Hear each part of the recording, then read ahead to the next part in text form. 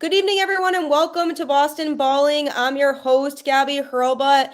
Happy Thursday. We're almost at the end of the week. Hope everyone's having a great week so far. Football is back, so that's very, very exciting. Finally, it seemed like a really long off season for me. I'm not sure how everybody else feels about that, but I'm really, really excited to hop on here and do some Patriots talk. I have a really, really good guest with me today. Does very, very good Patriots coverage for the Boston Globe. Jim McBride, how are you doing today?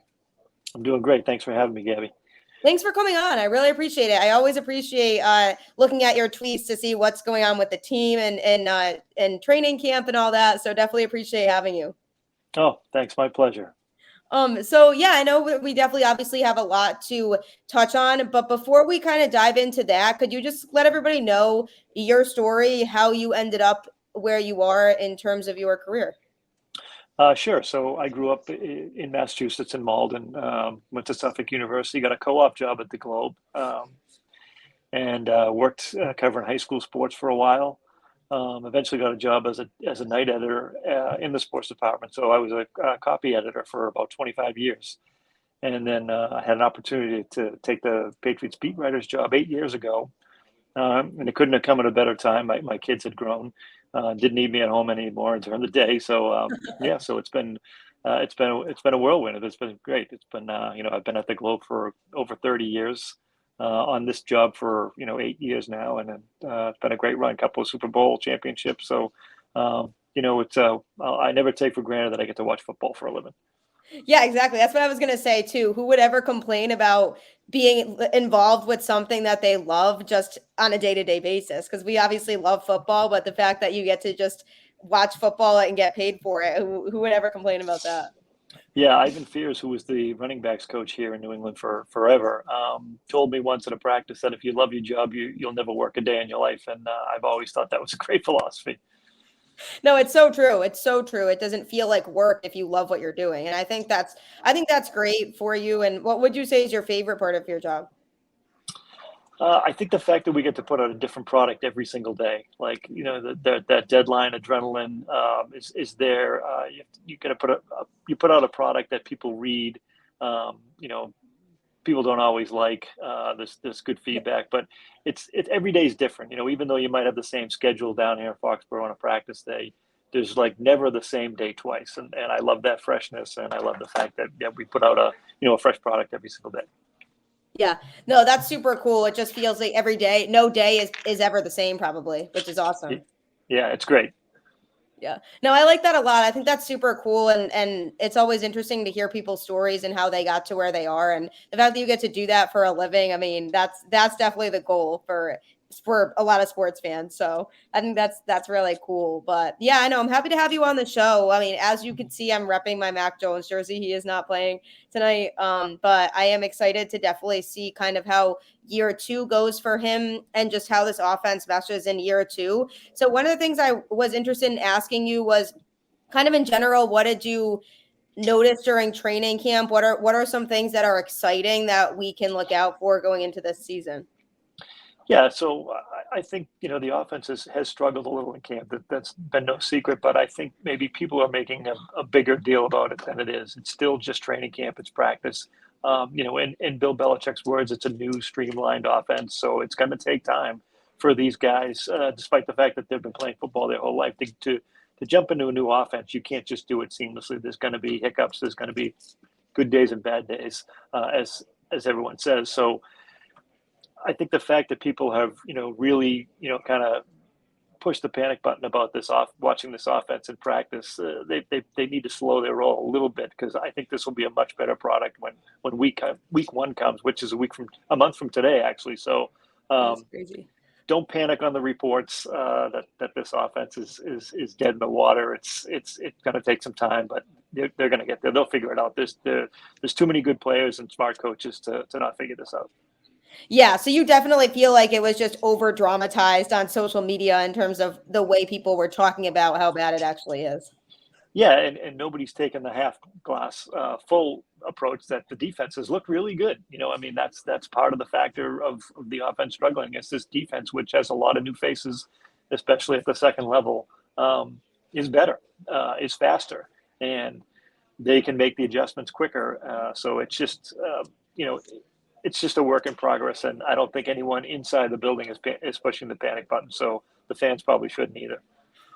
Well, that's a relief. That's really good for all of us to know. And I kind of figured, it's hard to really weigh too much into what goes on in practice and at camp to begin with, because that's what the practices are for. And I feel like they do have that time to really come together and figure things out. And the defense definitely being a positive is good, because that was a concern coming out of last season. That defense could not keep up with the Bills in that playoff game. So it definitely was something that needed to be improved, I felt like, going into this offseason. So the fact that the defense has looked good, I think, is a step in the right direction for this team when we go into this upcoming season.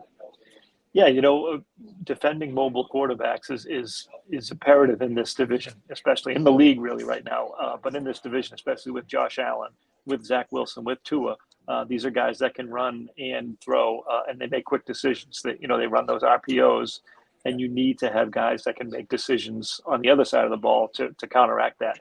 And I think that the fact that the Patriots have gotten faster up front was a direct reason, was because you got to defend those bigger quarterbacks and the quarterbacks that can run as well. I mean, Josh Allen. Looks like we lost. Sorry, am I back? No, it's okay. Yeah, you're back now. Yeah. Sorry, I was getting a call there. Yeah, so it's something that they had to address, the lack of speed, the fact that they couldn't stop Josh Allen. I mean, the Bills didn't even punt the last 2 times they played last year, so that was a big area of concern, and I think they addressed that. And so far in camp, it looks like the speedy guys are making a difference.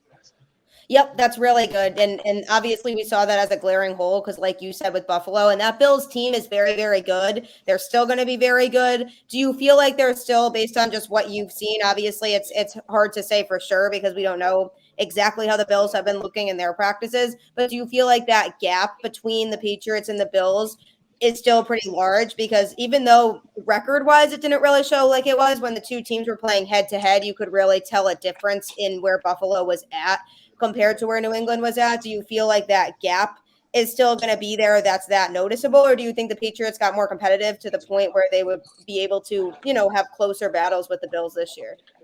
Yeah, tough question. I think probably a little bit of both. I think that the Bills are still the clear-cut favorite in the AFC East, and probably in the AFC in general. I know a lot of people have them as their Super Bowl favorites. So I do think the Patriots have made some improvements on defense, and as I mentioned, directly correlated to stopping Josh Allen and the Bills. But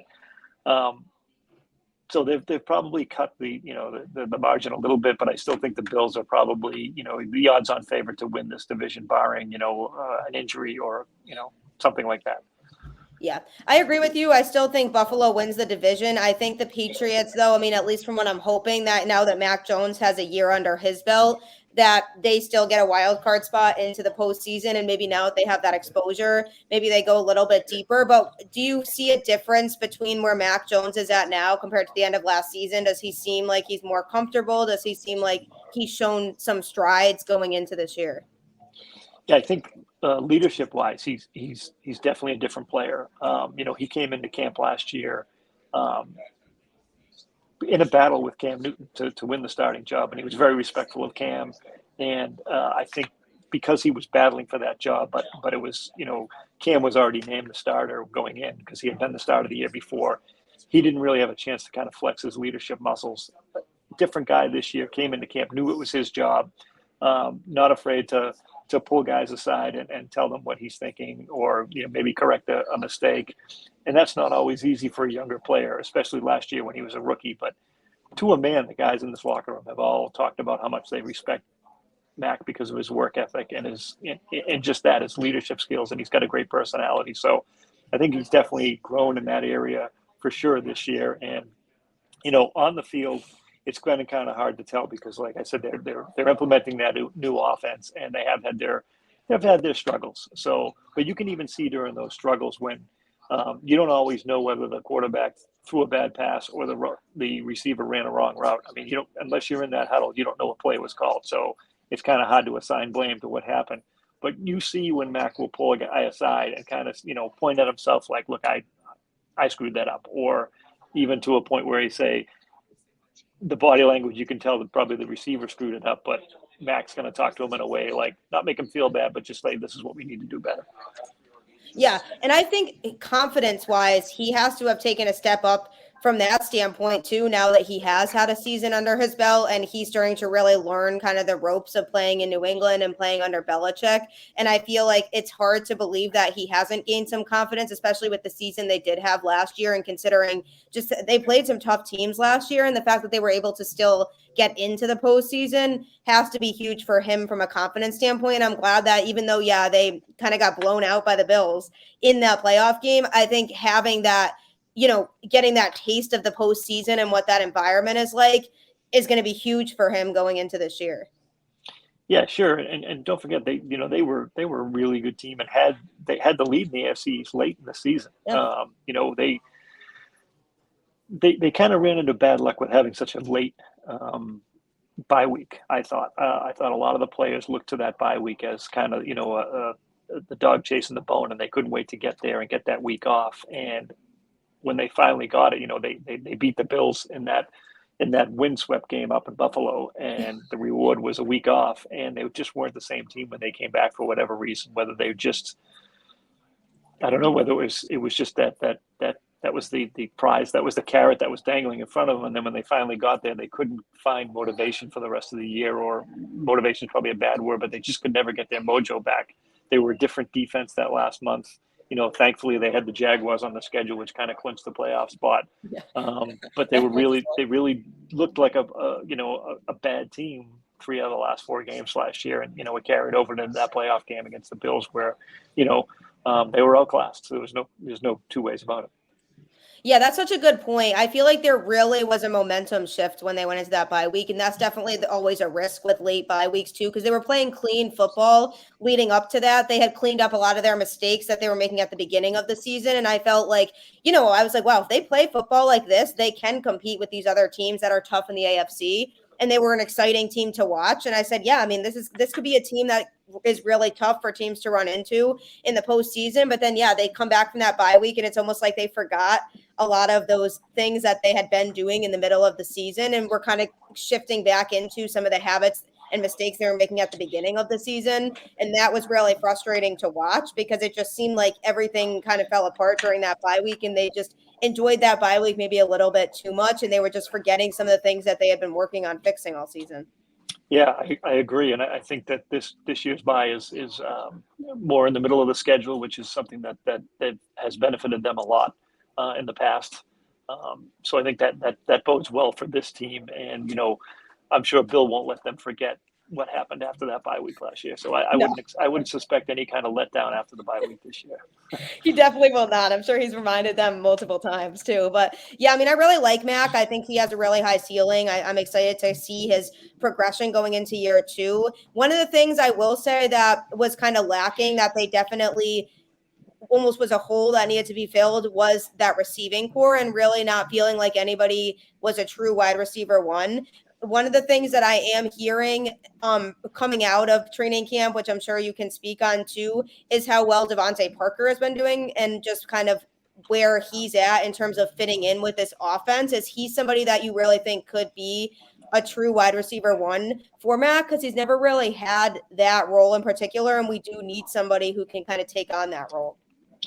Yeah, he was a really exciting signing. I remember when the Patriots would play the Dolphins in the past and doing scouting reports for those games, you'd look at Devante Parker and you'd say, wow, who's going to cover this guy? He's so big. He's fast. He's a physical guy. And, he had a string of injuries down in Miami, so things didn't work out for him down there. But he has really shown out in camp this year. I mean, obviously practice isn't different from games, but he has developed a, pretty steady chemistry with Mac. He's made like an eye-popping catch almost every practice, whether it was in pads or not in pads, whether it was during full team drills or individual drills. His physical makeup and his talent are obvious. And if he can stay healthy, he's going to give them that number one guy. And, I think Tyquan Thornton is the rookie. His speed is evident. I mean, you can't you can't mistake that. But he's also shown that he can get open. He's shown quickness. He's shown that he can run routes really well. And he's shown toughness for a guy that's 180 pounds soaking wet. So I think fans should be excited about his speed and his potential. And with a streamlined offense, young receivers have had trouble in the past catching on in New England because the playbook is so expansive. But with a streamlined offense, and again, I'm using Coach Belichick's word streamlined. I'm not just making that up myself. It should make it easier for younger receivers to digest that playbook and have a chance to be impact players despite their youth. Yeah, that was always a challenge. It's like you said, it's such a complex playbook there. So was a struggle for some people to really be able to adapt and learn that system. And that was one of the biggest things going into last year, even with Mac, was he going to be able to learn the Patriots playbook effectively? And I think that's good that they've adjusted some things to kind of allow people to pick up on it easier. And we know the Patriots did draft a couple really quick, fast kids in this draft class. So it's really good to know that that's actually going to come in handy too, because people were like, well, this Tyquan Thornton kid is so small. What's he going to do? But that speed, I think, is the main reason why Belichick probably was attracted to him in the first place and wanted to draft him, because that's something that I think is going to be huge for the Patriots. Yeah, I mean, he was the fastest receiver at the combine, and they also drafted P.S. Strong, who was the fastest running back at the combine. So speed was definitely on the agenda on both sides of the ball. This offseason. So they wanted to get faster, and they have. Yeah, which is really good. And I'm excited about Devonte Parker too. I almost think it was a little bit of an underrated signing when they did sign him. Not a lot of people were really talking about it, or people weren't as excited really, as at least from what I found, as I was. Because I said, if this guy can stay healthy, I really feel like, he's experienced. He's a veteran guy. We've seen what he did to the Patriots when they were playing the Dolphins, and he's just a tough person to cover. And so I feel like he's going to be somebody who I'm really excited about, because if he can be that main guy that Mac can target, that's going to be a huge difference to the offense, I feel like. Yeah, that Parker trade, kind of happened during the dead zone of the offseason, so it didn't get a ton of attention, and that's probably why a lot of people kind of forgot about it until camp started, and they were like, Who's this guy number one? It's definitely not N'Keal Harry. Yeah, I mean, I do wish N'Keal Harry the best. I hope he kind of finds success over there in Chicago. It just wasn't cutting it here for him. And it's really unfortunate because he was good in college. I enjoyed watching him. I just think a change of scenery sometimes is good for players. And I think this could hopefully end up being a move where he can maybe play somewhere that isn't as much pressure as playing in New England, because the environment of playing in New England has to be tough for a player. And so I feel like maybe just going somewhere else, being with a change of scenery and in a new offense, might just be a better situation all around for him.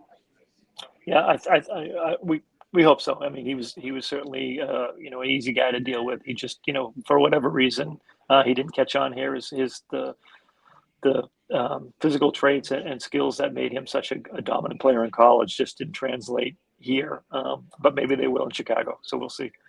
Yeah, that's what I'm hoping. I've always liked the kid. I definitely enjoyed watching him when he was in college. So hopefully that could be good for him with the change of scenery. But in terms of the Patriots offense, because I know you mentioned before, people were over dramatizing how bad the offense really does look. I think it's just a matter of things coming together still and them figuring some things out. But I did see on Twitter that is the reason why they're not playing their starters tonight in the game. Do you actually think that's the case, or is that more because they feel like they don't want to start them yet because of injuries or what have you? Yeah, no, I don't think that at all. I saw some of those things, but no, I just think that this is a chance to get some younger players some time, and they're going to concentrate more on the games ahead. But how they look in practice is not anything that the coaching staff is concerned, or what people on the outside look and say, "Oh, this isn't working." That never goes into the decisions that are made in this building. That's what I thought too. I was like, I feel like people are definitely overreacting to that and overthinking that as well too, because it's preseason. It's the first week of preseason. First of all, you don't want to risk getting your starters injured. And second of all, I feel like it's a really good opportunity to see what some of these other guys can do who might not be starting a lot of games for the Patriots this year. But if they can kind of show up during preseason, they'd be players that they can look forward to going forward. So I feel like it's why not start those players now and just give them a chance to really show what they can do. And Belichick can check out some of these other guys who might not actually be starting when week 1 comes up. I don't have a problem. I know a lot of people were excited to see Mac in the offense and kind of see them come out tonight and see how they look compared to how they looked at the end of last season. But I just don't necessarily think that's worth it or necessary right now during week 1 of preseason, when you still have a few more weeks before the season actually starts and they can get more reps in and the offense can feel ready to go for week 1. Yeah, you just have to wait a second. That's kind of my thoughts on that, though. I feel like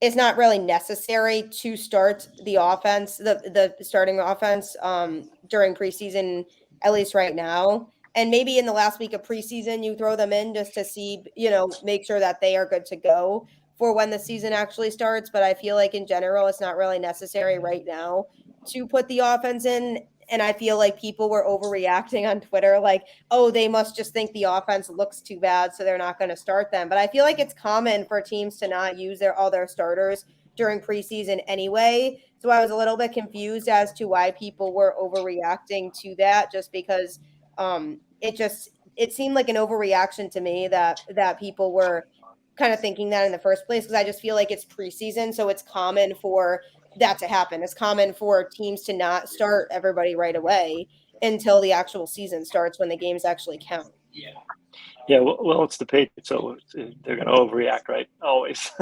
Yeah. But this staff has always put so much stock in joint practices, which are coming up in the next 2 weeks. Next week with the Panthers and the week after with the Raiders. They've always stressed how much they get out of those practices, and oftentimes the Patriots have used their starters heavily during those practices and really not used them much in the game. So I think, you're going to see a lot more work and a lot more evaluation come these next two weeks.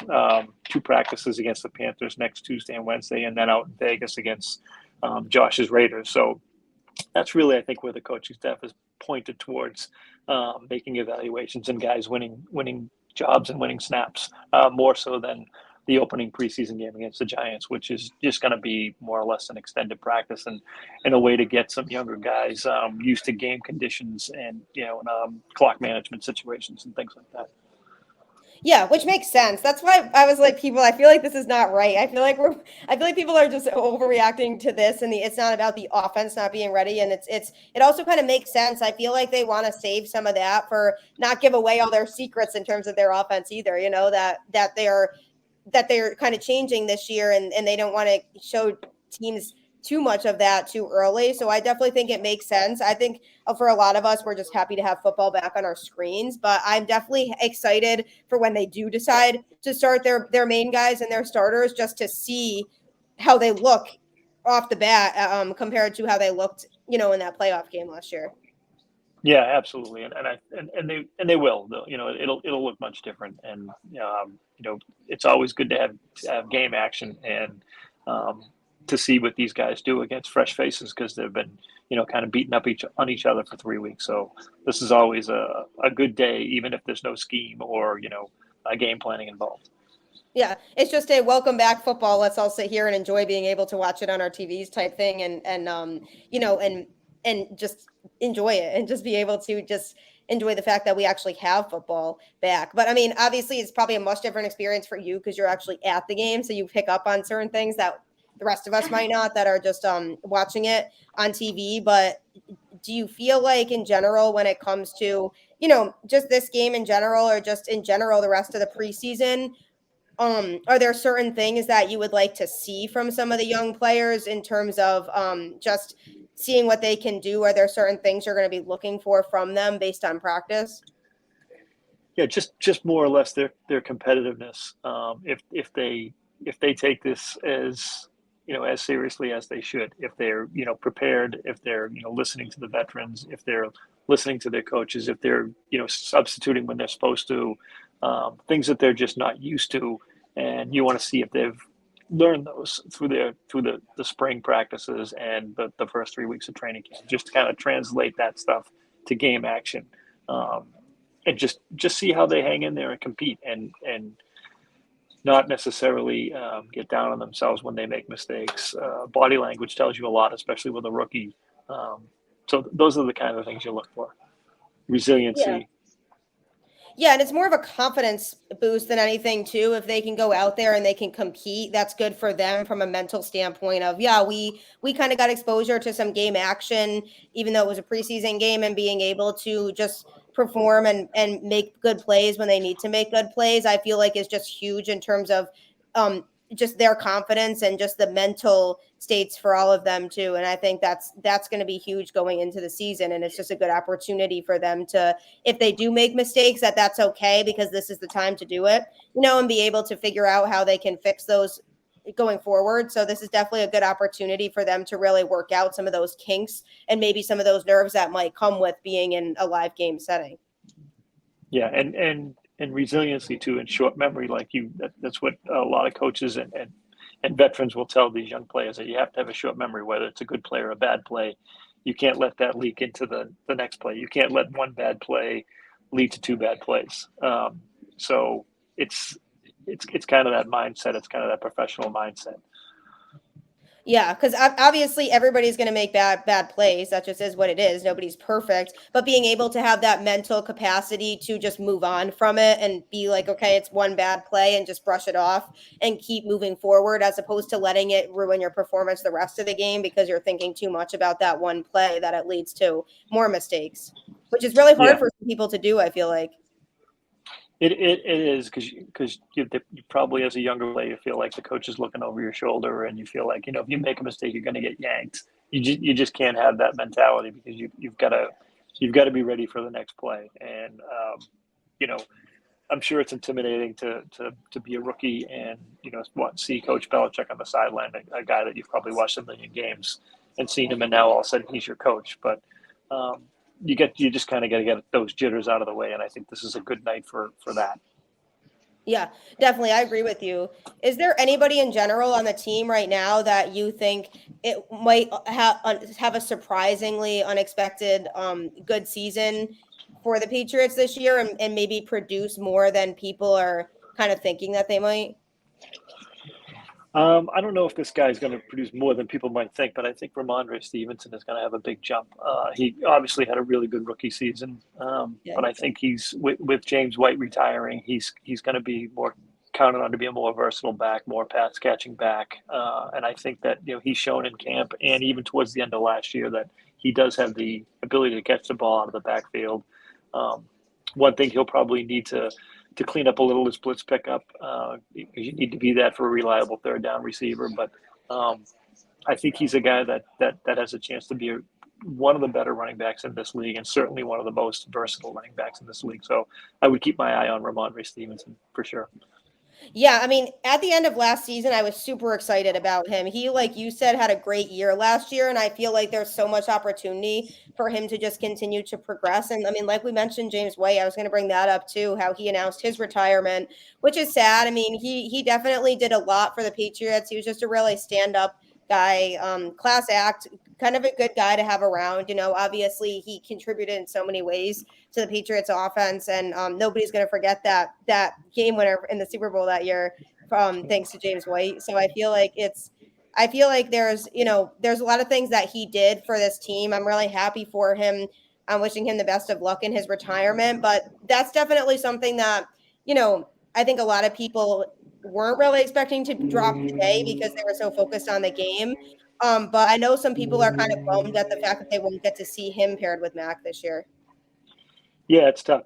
James is a consummate professional, and one of the classiest people I've ever had to deal with in my time on the beat. I'm just a good guy. I never saw him without a smile on his face, and incredibly clutch player, as anyone who watched that Super Bowl against the Falcons could attest. Um, Mhm. Big loss, because he was a big locker room leader, a longtime captain. Um, the writing was kind of on the wall this year when he started on the pup list. And, hip injuries are just, no injuries are good, but hip injuries for running backs and football players in general are really, really tough to overcome, especially something as serious as his. He'll be missed by the reporters who cover the team, that's for sure. Yeah, he's always seemed like just such a personable guy, class act, just loved the game and seemed to really care about his teammates. And the leadership portion, I think, is going to be something that's really going to be missed. Just a good locker room guy to have around in terms of morale for the team and just being one of those guys who's, a veteran and has done it. And it seemed like a lot of the younger guys might have looked up to somebody like him. So I feel like from that standpoint, off the field, he's definitely going to be very missed by everybody in the Patriots organization.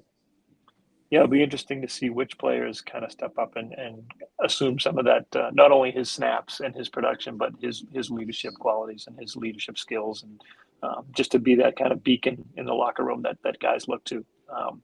Somebody will, and we'll just have to see who it is during the season and see who kind of steps up and stands out. Yeah, somebody has to. But yeah, so he's definitely going to be very missed. Definitely something that is, a little bit sad for Patriots Nation, but also is just happy to look back and think about the career that he did have in New England and just how much he contributed to the team. So people can really appreciate as fans being able to watch him play here and just how much he really did for the organization. Yeah, absolutely. And I'm sure he'll come back at some point this season and be acknowledged by the fans. Yeah, people love him. People really love him. Pats Nation loves him, and I mean, there's no way to not love him. And so it was definitely sad news for me, but also, like you said, I wasn't surprised by it either. And it's really sad sometimes to hear when people have injuries like that. And you can't really recover, or you're just not the same anymore. It's just really, really unfortunate that those things happen. Unfortunately, injuries are part of the game, but it's just unfortunate sometimes the way that those things go. So obviously, everyone wishes him the best of luck, but it's definitely gonna be interesting to see kind of even on the field from a productivity standpoint, how everybody else kind of steps up to fill that hole. Yeah, absolutely. It'll be somebody will. There's a couple of rookies, Pierre Strong and Kevin Harris. Be interesting to see how they kind of develop along. Yeah. It's always fun to see rookies too, because obviously when you draft them, you never know really who's going to pan out and who's not going to pan out. There's no way to know, and it's environment is such a big thing and fitting in with the offense and chemistry. There's so many things you're just not going to know when you draft somebody. And so I feel like obviously Belichick likes certain players and certain things they can bring to the game. But I've always found it really fun to watch rookies and just kind of see where they fit in, because you really never know until they're out there on the field what they're actually going to do and how they're going to contribute to the team. Yeah, it's something you can't really you can do your due diligence and you can predict, but you just never know, because it's such a leap from collegiate to pro football. So you just never know. Some guys that were can't miss kids end up missing. Some guys that you didn't really expect much out of end up being Hall of Famers. So it's it sounds like a cliche, but it can be a crapshoot drafting guys and signing guys. No, it's true though. It's so true. Because you just really never know. There's no way to know how everybody's going to pan out. So you just do your best and you hope that things pan out for those players. And it's such a different game from college, which is another thing too, that so many people just come out of college and they're just not ready for that pressure that comes with playing in the NFL. So that's why you don't see everybody make it. Even if they were a star in college, that doesn't necessarily mean that that's going to translate into the NFL. And I mean, obviously we saw that firsthand with Tom Brady, with how late he was drafted and how nobody expected him to really have the career that he's had. And then, Sure. and being retired for a month and coming back and saying, I'm coming back. I want to do this for another year. So that's going to be interesting to see too, how far that Bucs team can go this year. But that's even just like one of the biggest examples that people would look back on and say, wow, when Tom Brady was drafted, who would have thought that he would have had that career that he had? Yeah, nobody. If anyone predicted that, they're lying to you. Yeah, right? So yeah, It's so true. Patriots fans pretty blessed to have that guy, for 20 years. I know, exactly. Yeah, I mean, I'm excited to see what he does this year over there. I mean, obviously, it'll always be Patriots first for me, but I'll always root for Brady. I would never not, with everything that he did in New England. So it's going to be fun to see him come back, because the game is absolutely not going to be the same without him when he does really officially retire, and I don't think people are ready for that. Yeah. Yeah, I don't think so. Two fan bases especially will be upset. Yep, exactly. I know you mentioned Buffalo. Obviously, we talked about Buffalo. They are one of my picks in the AFC to genuinely be able to come out of the AFC and go to the Super Bowl this year. I think they are very, very likely able to do that. But are there other teams in the AFC that come in mind to you in terms of being early AFC favorites to go to the Super Bowl? No, I think the Chiefs are still high up there with as long as they have Pat Mahomes. Yeah, I know they lost Tyreek Hill, but um, he's such a master at distributing the ball, and their defense is pretty good too. So, I think a Chiefs Bills AFC championship game would makes a lot of sense right now. But things happen during the season; you never know. Um, Kind of a Yeah. dark horse team. I like the Broncos. We'll see what Russell Wilson has left in the tank, but I think they've got a lot of weapons and they've got a good defense. Um, so I like those two teams. Both on the West is loaded. Um, Yep. That might be the I like best the division in I like football the this year. Chargers too. Yeah, and Yeah. and I like the Chargers too. And I think Josh will have a lot of success his second time around as a head coach. So AFC West is going to be really tough this year. Those games are going to be bloodbaths. Yeah, I'm looking at that division as the division to watch in football this year. I think that could really come down to the wire. All four of those teams I think are capable of being playoff teams. People think I'm crazy when I say the Broncos too, but I kind of think, they've always had a good defense. They just didn't really have enough kind of offensive pieces, and now that they do have a quarterback, I think Russell Wilson obviously is a question mark because we don't know what he's really going to be able to contribute, but I'm looking at that division as probably what's going to be the best division in football to watch this year because you have four really competitive teams in that division, and I think any of them could turn around and win that division. Yeah, absolutely. Like I said, I think Josh's team, the Raiders are probably being looked at maybe not as strongly as some of the other teams in the West because they have a new coach and a new system being put in. But Josh is really smart and he creates mismatches. So that Raiders team will make some noise this year. Yeah, I'm excited for that. I'm excited to see him really run that team and take on that head coaching position. Obviously, he's going to be missed, but it's going to be really exciting to see him be able to really take on that role because I think he could find a lot of success in that. Yeah, absolutely. And That fan base should be excited about the additions that they've made. I think they should be too. Yeah, I think any four of those teams could win that division, and I also think any four of those teams, if they were in another division, could easily win that division. And that's why it's so crazy to it's going to be so crazy to watch those teams. The Chargers are super fun. I always enjoy watching them. I mean, the Chiefs, like you said, Tyreek Hill is a big that's going to be a big loss for them. But I don't think they'll find that it's too much of a loss where they can't compete with the rest of their division. I think that team is still stacked. Patrick Mahomes is still Patrick Mahomes. Tyreek Hill, it's going to be interesting to see him in our division and see Yeah, what how he contributes to that Dolphins team too. yeah, they've got a lot of speed at the receiver position down there, and which I think is why the Patriots loaded up on a lot of speed on defense. And they got some young cornerbacks, some fast guys. We'll see if they can keep up with that stable of receivers, and if Tua can get them the ball. Yep. Yeah, Tua's another storyline to look out for this year is he the guy for the Dolphins? I think this is kind of where people are really looking at that. I think this division obviously, as we talked about, I think it's still Buffalo's division to win. But my main thing is, are the Patriots going to be? Where are they going to be relative to Miami? Are they going to be, we're about the same as Miami? Or are they going to be able to be a lot more competitive than Miami? I just think Miami did make, they have good additions that they made, and I think they're pretty set up for this season too. So I think in terms of the division, I think it really could go either way for me between Miami and New England right now. Yeah, I think those are the two teams that are going to be at Buffalo's heels. I do think Buffalo's the class of the East, and I Yeah. think the Patriots and Dolphins are going to be they'll be biting at their heels, but their games, the Patriots versus the Dolphins in Week 1 and Week Yep. 17, those games are going to mean a lot. At least they get that game in Miami over with early.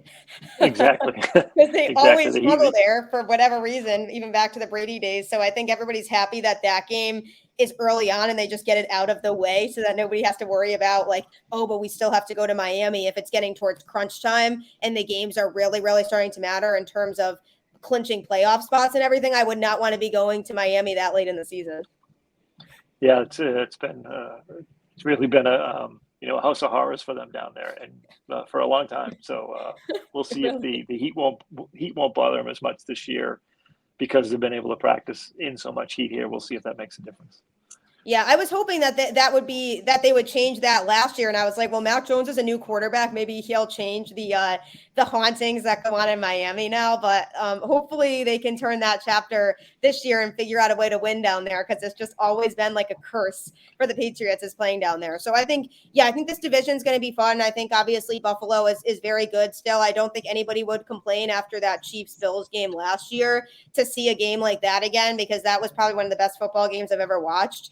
And just how back and forth and competitive that game was. So definitely looking out for both of those teams again. But yeah, I think the West I'm looking at as the best division in the AFC because any of those teams really I see being capable of winning that division. But I am putting the Chiefs and Chargers right now slightly ahead of the other two just because of the changes going on with the Raiders and the Broncos. I still need to see if Russell Wilson has enough in the tank to be able to for them to compete with that division. But I think the Chargers and Chiefs are really going to battle it out for that division lead this year. Yeah, should be fun. Should be fun week to week to watch it play out. Yeah, no, definitely. I appreciate you hopping on here with me, talking some football with me. I know everyone's really excited to have football back. I'm excited to have the Patriots back on my TV in some capacity. The regular season will be here before we know it. So I'm excited to just kind of be finally back to talking football after what seemed, like I said at the beginning of the show, like a very extra long off season. Maybe that was just me because I was craving football, but who knows? But I really appreciate you hopping on here with me. You bet. Thanks. Enjoy the season. Yeah, thank you. And I appreciate everybody else as well for tuning in. Hope everyone enjoys the games this weekend, the preseason games. And I will talk to you all next time on the show. Hope you have a fantastic rest of your night, everybody.